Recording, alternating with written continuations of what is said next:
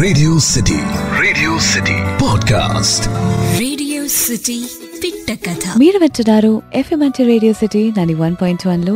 నేను మీ ఆర్జే యోగితాని. ఈ రోజైతే అబద్ధాలు చెప్పడం మన లైఫ్ లోని చాలా తప్పు పని అని తెలుసుకోవాలి.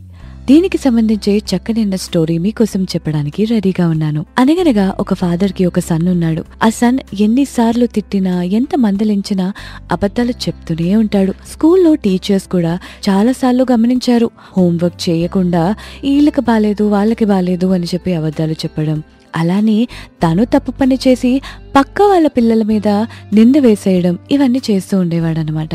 ఇంట్లో పేరెంట్స్ కి కంప్లైంట్ ఇచ్చారు.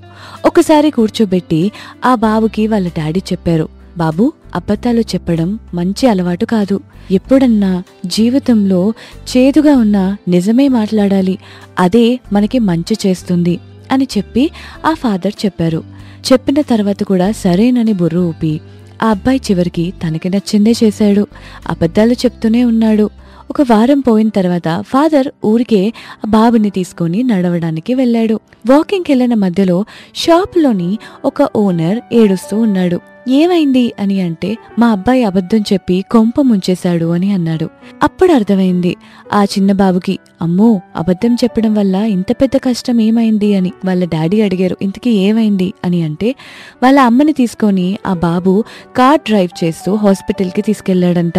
నీ కళ్ళు కనబడుతున్నాయా అని అడిగితే వాళ్ళ అమ్మకి కళ్ళద్దాలు లేకపోయినా నాకు కనబడుతున్నాయమ్మా అని అబద్ధం చెప్పేశాడు.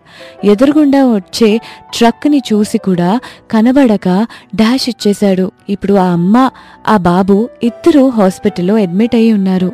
అప్పుడు వాళ్ళ డాడీకి ఫోన్ కాల్ వచ్చింది. అదే టైంలో ఈ అబద్ధాలు చెప్పే ఎక్కువ అబ్బాయి వాళ్ళ డాడీతో వాకింగ్కి వెళ్తున్నప్పుడు ఆ మనిషిని ఎదుర్కొన్నారు. అప్పుడు వాళ్ళ డాడీ ఆ బాబుని పక్కనున్న బెంచ్ మీద కూర్చోబెట్టి విషయం ఎక్స్ప్లెయిన్ చేశారు.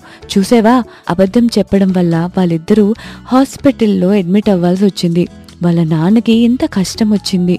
అందుకని నిజమే చెప్పాలి. అది తప్పైనా, ఏది కరెక్టా, ఏది నిజమా అని ఆలోచించకుండా ఏదన్నా పచ్చిగా నిజం మాత్రమే చెప్పాలి. అప్పుడే మన జీవితంలో చాలా మంచి పని చేసిన వాళ్ళం అవుతాం అన్న దగ్గర నుంచి ఆ బాబు నిజాలు చెప్పడం మొదలెట్టాడు. చూసారా, లైఫ్లో అవతల వాళ్ళు హర్ట్ అవుతారు అని తెలిసినా కూడా నిజం చెప్పడం వల్ల చాలా మేలున్నది. ఆ క్షణానికి మేలు కాకపోవచ్చు, కానీ కొన్నాళ్ళ తర్వాత వాళ్ళే రియలైజ్ అవుతారు, నిజమే కదా, అప్పట్లో తను చెప్పింది నిజమే కదా అని చెప్పి. అందుకని ఎప్పుడు నిజానికి ఓటేద్దాం, అబద్ధాన్ని వద్దందాం. చాలా చక్కనైన స్టోరీ విన్నారు కదా.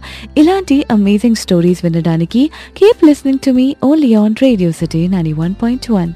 నేను మీ RJ Yogita. Radio City podcast.